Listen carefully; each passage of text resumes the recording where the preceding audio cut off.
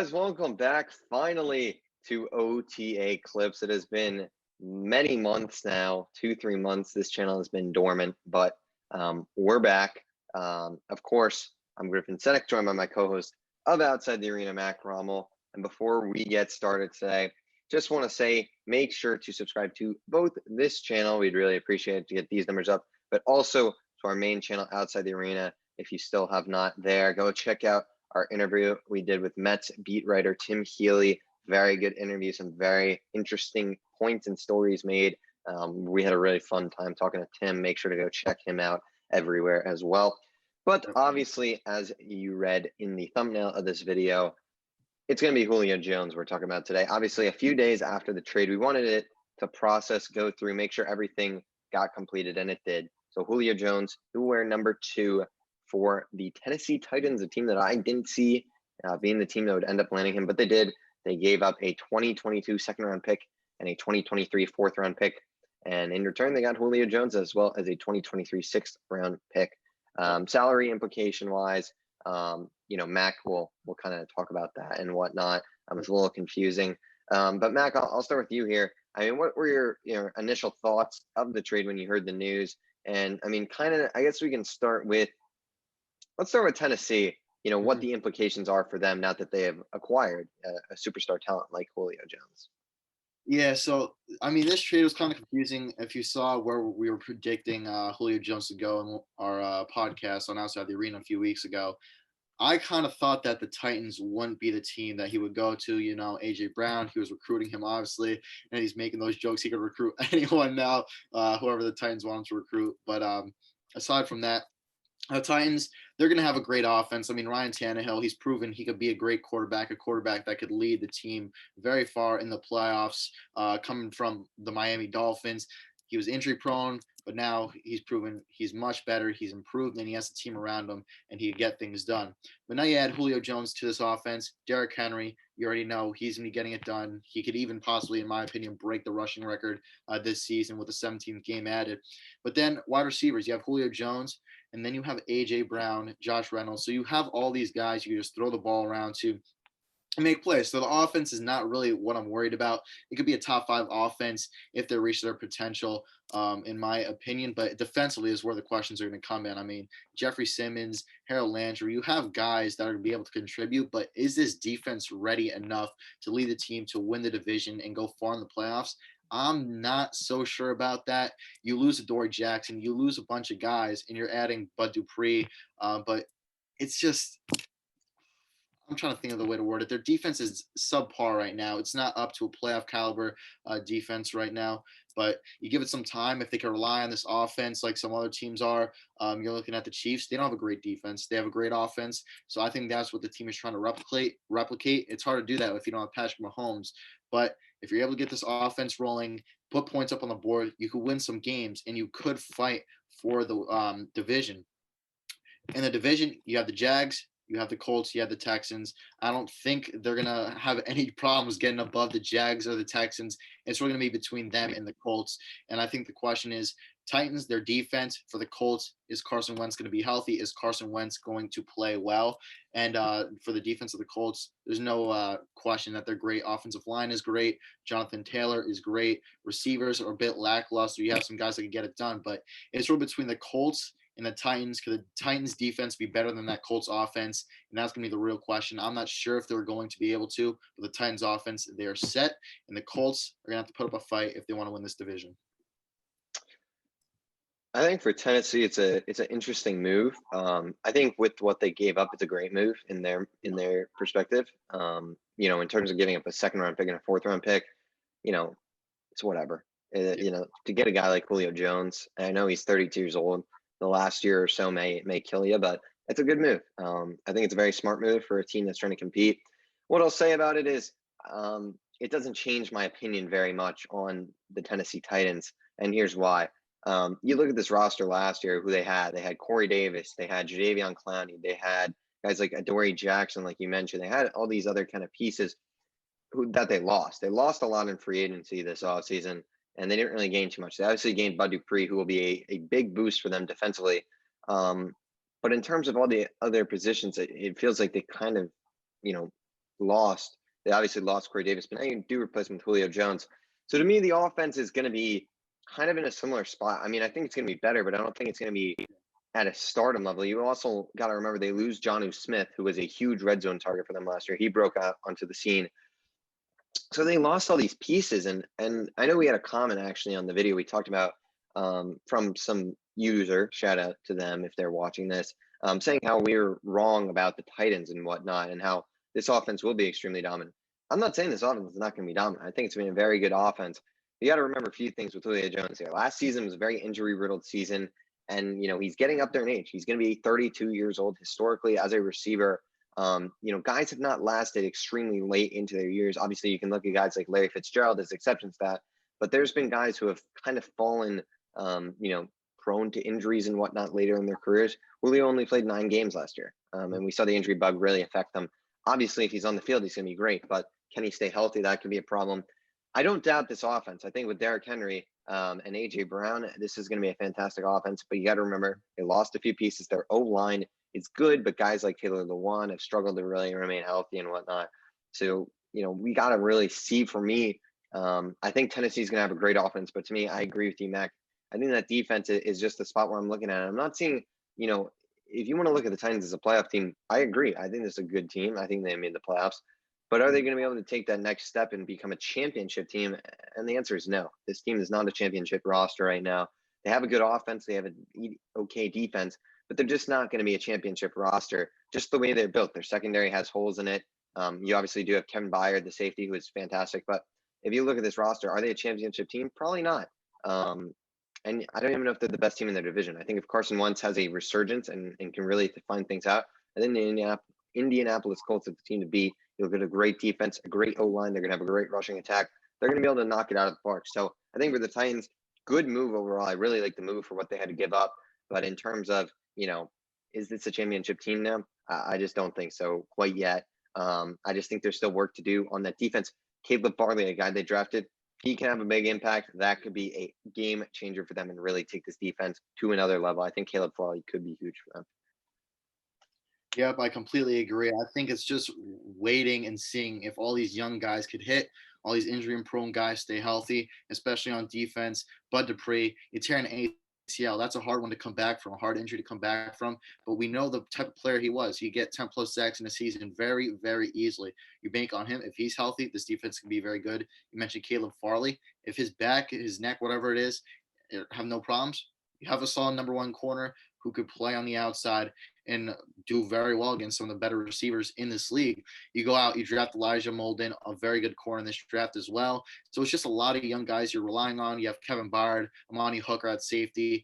They're young guys. They're guys who are proven, but it's just kind of mismatched. It's like you just got to figure out and see how the season develops. I know this defense is probably not going to have things straight week 1, 2, 3, but I'm thinking around after the bye, if everyone's healthy, everyone's playing like they should be, this defense could be good, and they could be good enough to lead the Titans and help the Titans get to the playoffs.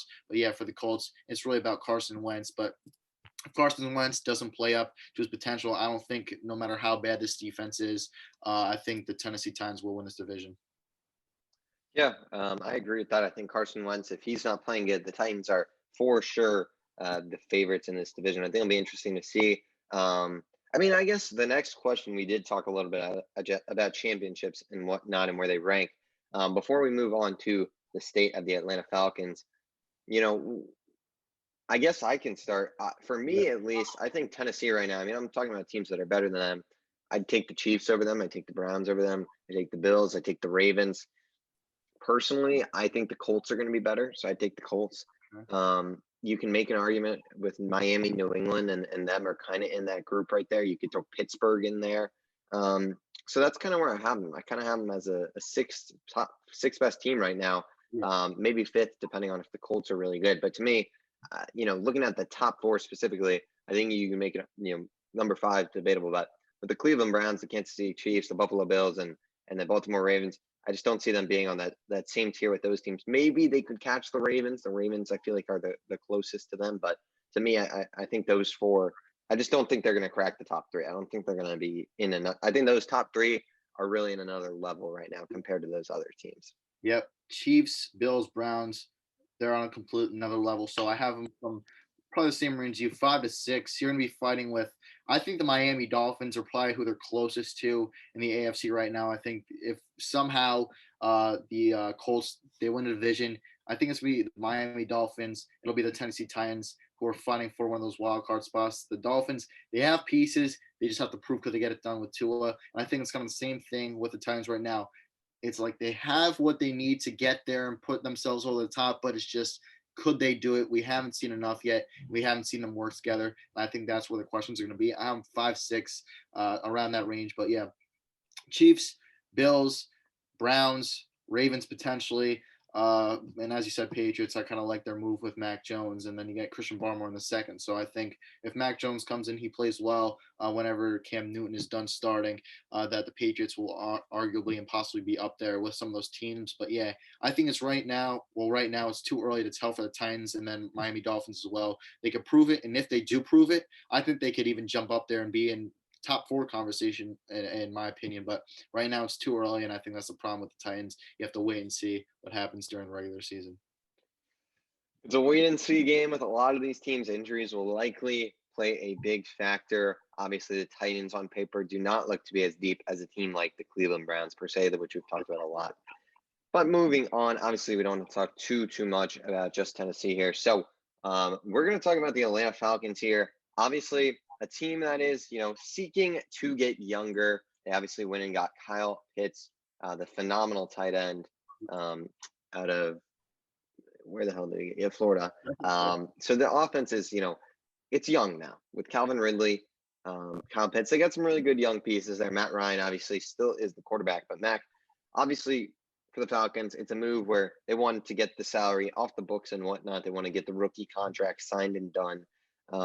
So, I mean, what are your thoughts on this deal in terms of Atlanta? What does it signal for them? It kind of seemed like with Julio Jones' offense was going to potentially be really good, and maybe with some surprise play from the defense, this team could have been up there in the conversation, but it seems like they're taking the smart approach and maybe looking towards a rebuild. What are your thoughts on the trade for the Falcons? Yep, for the Falcons, I'm going to speak on the salary cap real quick. So this year, they're going to be off the hook for $15.3 million of the salary, and I believe they'll have around almost $16 million in salary cap space. That's enough to sign the rookies, as you said before, Kyle Pitts, Richie Grant, a bunch of these other guys. But once 2022 and 2023 hit, you're still going to have that 15.3, 15.1 salary cap hit for Julio Jones. But once those years come, I don't think it's gonna be a problem. I think you're gonna be looking to move on for Matt Ryan. You can free up cap that way, and from some of these older veterans that you do have.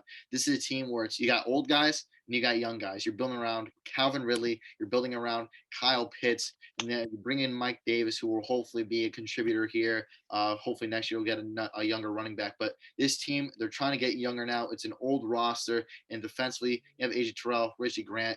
You have solid guys all around. It's just the mismatch of veterans and young guys, and could they work well together? And I don't think they're at that level yet. I think they're still a year or two away from being able to try and fight for a playoff spot. You got to find Matt Ryan's replacement in a year or two. Defensively, you lose guys like DeMonte KZ, Keanu Neal to the Cowboys. You're losing a lot of guys, but you're also getting younger at the same time, and I think that's the importance. The Falcons, they are in a rebuild right now. But offensively, I think this offense is going to be set for years. In just a year or two, I think they could easily be a top 10, top 5 offense if they aren't already. Calvin Ridley, he's going to take a huge jump this year without Julio there. Kyle Pitts, I mean, with Julio gone, the amount of targets this guy's going to get, you need to draft the Kyle Pitts or Calvin Ridley in fantasy in the first 2, 3, 4 rounds. But we're going to get to fantasy in a bit. Yeah. Yeah, but this offense, I have no worries about. Give me a year or two. The offense is going to be great. It's what they do with this defense. You got to build around AJ Terrell and Richie Grant. And right now it's looking like they're trying to build up that secondary first and then go down the trenches to the defensive line. You have Grady Jarrett, but he's starting to get older. Dante Fowler. So once this team gets younger, I think this team is building perfectly to compete in 2-3 years. But right now they're not there yet. But Falcons fans, you have a lot to look forward to. And soon enough, you'll be there. It's interesting the way they're rebuilding, because normally people say, you want to get the quarterback first and build around him. And if you look at like the Jets per se, what they did with Sam Darnold, they got Sam Darnold at number 3, but they traded all those picks, and then all of a sudden the team around him was kind of a mess, and we saw that worked out. So I like what they're doing in terms of building before, and then having that quarterback who they're going to be able to place in week 1 and know that that team is going to be competitive. I think with Kyle Pitts, look, you had guys like Justin Fields on the board. I don't think they would have gone Mac Jones there, but you could have gone Justin Fields there. But clearly, Kyle Pitts is that generational talent, that guy that whoever your franchise quarterback is going to be able to love. And that guy will be a Falcon. They will hope to make him a Falcon for life and whatnot. So he's going to be great. You have Calvin Ridley already. Mike Davis, who, I don't know if he's a starter in this league. I mean, when he was in there, he had some good moments, but he really wasn't a stud per se. So they obviously do on offense need to kind of revamp the O-line, get a younger running back, which, you can kind of find a good one these days. Not too hard in the draft. Normally, some of these guys come out pretty well. And obviously, the quarterback position, I think, will probably be their focus first round next year. I could see this team making a move maybe with that second round pick and using it to trade up, even if they're, not in the optimal position. With the defense, really you have Grady Jarrett. You have a guy like a Deion Jones. You're hoping AJ Terrell could take the next step, but there's a lot of missing pieces. That's a spot where we're probably going to see this team look to improve upon in next year's draft. Besides that quarterback position, they kind of have some weird holes, which is, they're gonna have to figure it out. But it's a big move for them in terms of getting some salary off the books. They definitely wanted to get rid themselves of that and whatnot. But Atlanta, in the midst of a rebuild, could they have gotten more? Sure, but they got an opportunity to trade Julio and get a decent amount of draft picks back. So they'll take it at the end of the day. I don't think they're upset about it. It's the state of their franchise right now. Julio Jones only went to one Super Bowl with the Falcons, but the way the Super Bowl has been dominated by the past few years by these crazy good quarterbacks, not terrible that he made it, but we'll see if he can have some success in Tennessee. But moving on, unless you have anything else to say on the Falcons. Yeah, I just want to quickly agree. I love the point you made about how they're rebuilding. We saw the Jets, as you said, with Sam Darnold, they kind of messed up. They got Sam Darnold. They didn't have pieces around them. And you see what they're doing now. You got Zach Wilson. You went out. You got Corey Davis. You got Elijah Moore. You got Michael Carter. You got Mekhi Becton. You got guys to help him out and help him develop quicker. And I think that's a problem we're seeing with a lot of these teams and a lot of quarterbacks who come out. They don't have anything around them because the team believes that they need the quarterback first in order to keep the team successful and make the team successful. But as people were saying on ESPN, NFL Network on draft night, they're saying the smart teams that have been successful have been the teams that build the team nice and young. Then they go out and get their quarterback. And those are teams that you immediately see a big jump from. We saw with the Miami Dolphins. They had a solid team last year. They had a solid defense. They had a good special teams. And they got Tua, and they were able to go 10-6 and fight for a playoff spot. They did it right, and you're seeing it pay off. This year, you're seeing it with the Jets, and I think the Falcons are doing this perfectly. They're setting themselves up for 2-3 years. This team is going to be very, very good, and I love that point you made about how they're rebuilding the team. Yeah, we'll see what happens. Obviously, the Matt Ryan situation will, that'll be a next offseason kind of thing. We'll see if we'll be talking about it then and whatnot. But moving on to kind of the final part, I would say, really, of this video, which is the fantasy side of things for this deal, which I think is really interesting because there are some seriously talented players impacted here. On the Titans side, you obviously have Julio Jones, AJ Brown, Derrick Henry really is the main focal points. Neither of these quarterbacks are going to be guys who are looked at as, really top guys, so we won't really touch on them. But you got those three guys. And now on the Falcons side, you've got Kyle Pitts, Calvin Ridley. Mac, I'm going to start with you first. Who do you think is the overall winner here in terms of benefiting from this trade? And who do you think in terms of fantasy might be falling off and a guy you should potentially not avoid because they're all good players, but someone who you should not draft as highly? So I'll start off that last point. Everyone's going to want Julio Jones. He's with a new team, but I don't think you go out and get him first round. I think he may be more of a second round player, maybe even third round because of Derrick Henry being there. He's going to be the focal point of that offense. And Julio Jones just kind of an addition, a piece to make this team more fancy. They could work in the play action a little bit more. So Julio Jones, AJ Brown, I think you should wait on them a little bit. Both players are very high. Julio Jones, top 5. AJ Brown is pushing and climbing up that board every single year. But right now, I don't think Derrick Henry will be impacted that much. I think you still go out and get him in the first round easily. He's going to be the focus of that offense, and he's obviously going to get a lot of touchdowns and a lot of yards this year with the Titans. He's going to be the focus. You're going to add Julio Jones, A.J. Brown into that offensive mix, but they're not going to be getting a whole lot of targets. I think they're focusing more on Derrick Henry. But for the Falcons, you can't go wrong with either Kyle Pitts or Calvin Ridley. Calvin Ridley, I don't know if this is bold or not, but I'd say you go out and take him in the first round if you could. Late in the first round, I think he's a receiver you got to go out and get. He may not be that ultra rare talent guy that'll boost your team, but the amount of targets he's going to be getting this year with the Falcons, it's going to be immense. And then with Kyle Pitts, I think you got to draft him up there with Kelsey, Kittle, the amount of targets he's going to be getting, and just that talent he has overall. I think you have to draft him up high.